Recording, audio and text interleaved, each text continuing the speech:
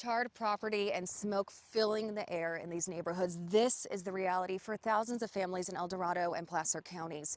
And for one Forest Hill family, I was with them as they made their emotional return home to get a glimpse of what's left. Taking a break from the temporary place her family is staying at in Roseville, it has been 10 days since Jamie Knutson has been back home. Today, she will try to return to her Forest Hill house. She has not been there, not by choice. She and her family were forced to evacuate their Placer County home when the Mosquito Fire took over the canyon that borders her property. It is a 45-minute drive filled with nerves and fear, bracing for the worst, with the unknown set before her. I have butterflies in my stomach, but they're not the good kind. As we drive to her house, Jamie hopes it is still standing. But she knows the fire has already destroyed a piece of her community. My son has a friend that lost their home up in Michigan Bluff, and then another friend up off of Low Street that lost their house. And the Mosquito Fire continues to burn through the town she has called home for almost her entire life. It feels like a family up here, and I don't want to lose that.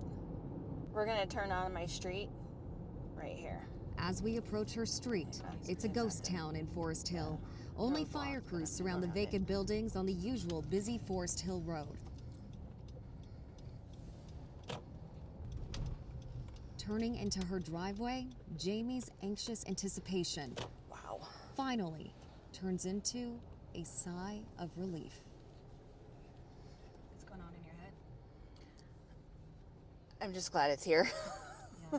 Kind of shocked. Shocked, her To be family's honest. home of 20 years that she shares with her husband, 2 kids, and her mom Wow. is still standing. Here, I'm like shaking.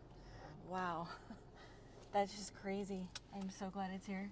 As of Friday, the flames have torn through almost 70,000 acres.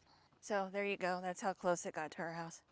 That's where it stopped. That fire line in her backyard is just yards from her house, the flames coming close to destroying any future memories for her kids within these walls. This is the only house they know. There's lots of memories in here. The idea of it being lost is just crazy. CAL FIRE reports as of Friday afternoon, 13 structures have been damaged and 73 destroyed.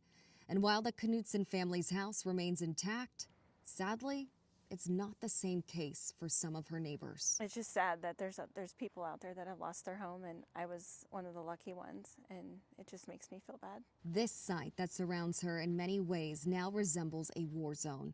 It reminds Jamie of what her backyard was just a week ago. Well, a lot of times I'll come out here, it's like my quiet space to look up, over the canyon. It's a beautiful view. And it all hits just too close to home. This house means more to me now than it did last week. It's definitely my true home, and I never want to leave it. Just as Jamie was about to leave her property and head back to Roseville, a fire truck arrived with one of the firefighters that helped save her family's house from those brutal flames earlier in the week. Can I give you a hug?